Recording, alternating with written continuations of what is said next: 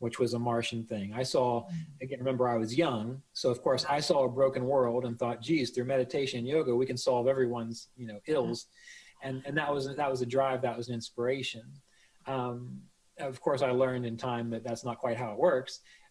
But when it comes to astrology as well, the thing that allowed me to be successful at astrology, as far as it being a part of my vocation and being what I actually get up and do every day, it wasn't actually doing sessions with people.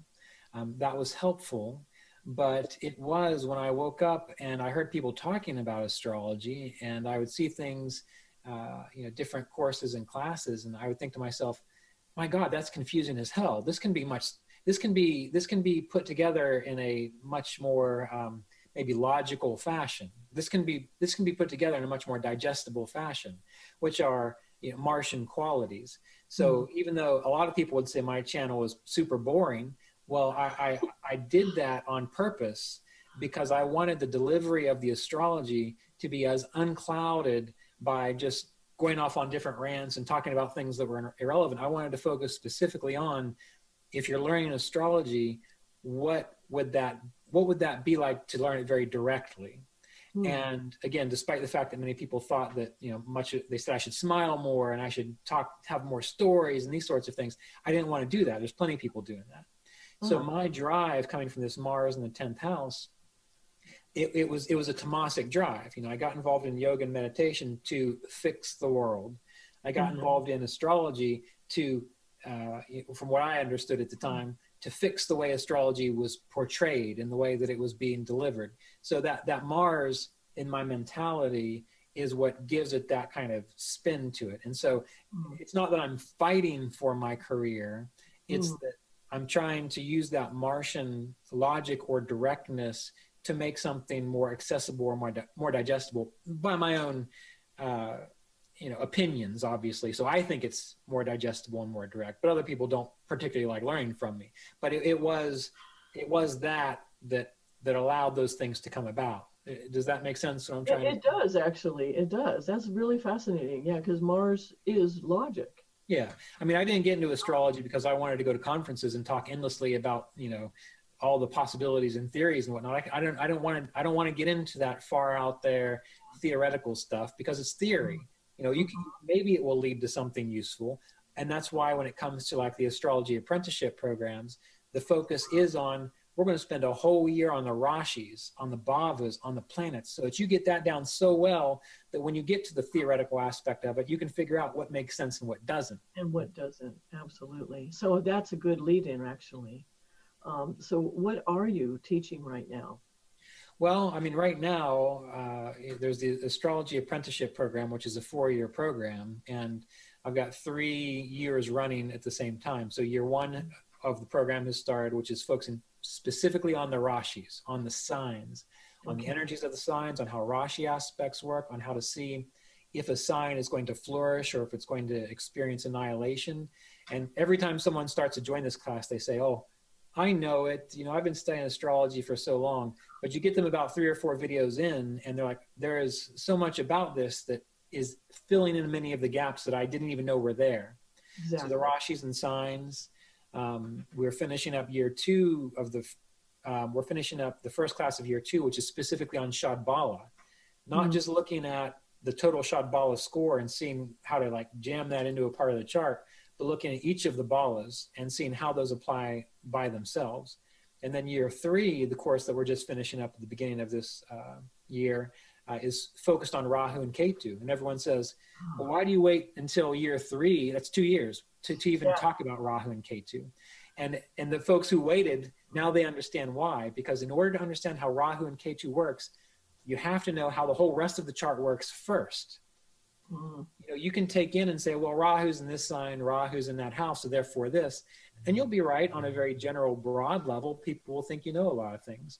But if you know what the Lord of Rahu is doing with Shadbala, with the Avashtas, with the prosperity and the annihilation of the sign that it's in, and you know that first, then you can throw in or weave in the influence of Rahu and Ketu to figure out how are they going to skew that or diffuse it or amplify it. So when it comes to the astrology apprenticeship program, there's 3 classes per year, and these are the 3 courses that are just finishing up right now. And so next is going to be the Bhavas for year 1, the Avashtas for year 2, and going into the Vargas for year 3. Wow, that's great. Yeah. And, with that prominent Mars that you have, logical, right? And I think that actually, I find it difficult to learn astrology from when there's too much like going off topic, Right. too many, straight. Well, some people like it, everyone is a good teacher for someone who is a teacher. So, Yeah. I'm just talking about what I like, and probably because I have Mars. Because your Mars is there, yeah. Yeah. And so those are the people that you're going to attract. Right. And they'll appreciate that. But anyway.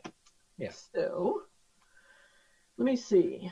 Now, when Mars is by itself, there's more quarreling and frustration. It can be more pushy. There's more ups and downs. Have you noticed that at all in charts? Have you seen that actually happen? When Mars is by itself, as in like nothing influencing it, or just in a particular? Yeah, nothing influencing it, no planets with it. What I have found, what's interesting about Mars, Mars has sort of a bad rap in certain ways because, many times people don't like the directness of Mars, but, really successful people tend to appreciate Mars because it's like this. It comes down to, I don't know if we had this conversation in another video or not, but a friend of mine was, I'm going to tell a story. Okay. Well, stories are good. I'm talking about too much stories. Okay. You can't remember what the point was when you started talking. A friend of mine was going on a vacation, and this friend of mine is a very successful type A, working 60, 80 hours a week kind of person. And they were going to take their other friend on a vacation who doesn't have a job. And they thought to themselves, well, my friend doesn't have a job, so therefore I will ask my friend to plan the itinerary so that, I can still work and get things done. We'll go on the vacation and she'll take care of the itinerary. Well, by the time the vacation came around and they got to where they were going, the woman who did not have a job hadn't done anything. And so that's one of the reasons why they say, don't give a person a job who doesn't have a job, because they're not going to know how to do what you need to do. Or they say things like, if you want to get something done, give the task to someone who's already overworked, because they need to be so direct and they need to be so on it that they're just going to get it done because they don't have time to mess around. Right. So, Mars has that kind of quality. When it's by itself, it tends to allow that person to appear more pushy. But really what's happening is that Mars probably has free reign to just go in there, do the task, and get out.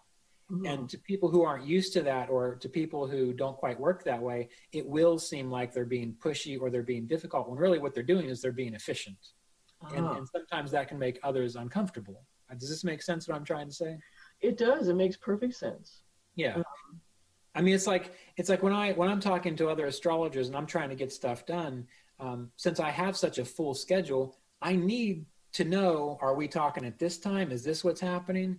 And sometimes I talk to astrologers who they're not so busy, or they're not so, I guess, into it, and they're more wishy-washy. Like, well, maybe I'll call it this time. Maybe that'll happen. And I'll say, look, no, that's not the way it works. Like, I need to know so that I can plan my day, because I've got stuff to do.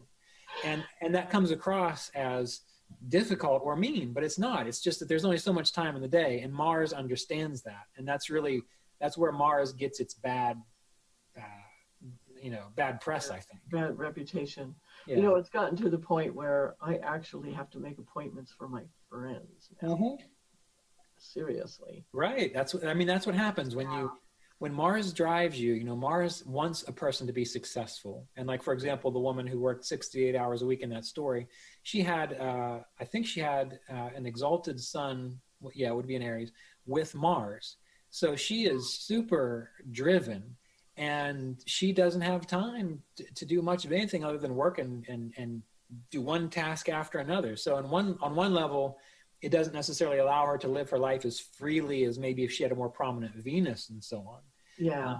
But if we're talking about someone getting things done and being effective, it's those kinds of people you want on your team if you've got something to do. This is true. Now, another thing that Mars really likes to do is he likes to test his mettle. Mm-hmm. He likes to always be progressing and getting stronger and Right. better and more efficient. Right. Roaming to and fro with red eyes, right? Right, yes. Things to do, always. Mm-hmm. Do you have anything to say along that line? Well, since we were talking about the idea of Mars in enlightenment, one of the reasons that Mars is so helpful for someone on an enlightenment path is it doesn't allow the person to sit idly by. It constantly drives them to become more precise, more accurate. It doesn't allow them to simply do a particular kind of devotional practice and then get so caught up in the bliss of it that they never proceed any further. They never go into deeper understanding. And if the idea of enlightenment is being knowledgeable, having knowledge, well, then Mars always wants the purest, most pristine knowledge. And this is one of the reasons why Ramana Maharshi was, I don't know whether it's true or not, but he was said to be an incarnation of Mars or an incarnation of Skanda, because his approach was direct as you can get. And that approach was on who am I? What am I? So no matter what happens, you can always come back to that sense, that meditation of who am I? So when people in the Kriya Yoga apprenticeship program send me these 30 pages of questions about all the trivia of enlightenment issues that they've thought about and other people have said to them, you can cut it off at the root by saying, meditate on who wants to know all that. Because if you can meditate on who wants to know all the trivia, then you become enlightened about the self, what is really true, what is really eternal in the person. And so Mars, when it comes to improvement, will never be settled, will never be appeased until that most pristine truth or experience or knowledge or being is there. So that's one of the reasons why Mars, for anything, that's for enlightenment. When it comes to sports, when it comes to anything where competition is involved, a person with a strong Mars, they want to compete because they want to get better. They want to deepen their knowledge and deepen their understanding. That's why someone with a strong Mars should not go play sports with someone who's just leisurely out there to hit a ball for exercise.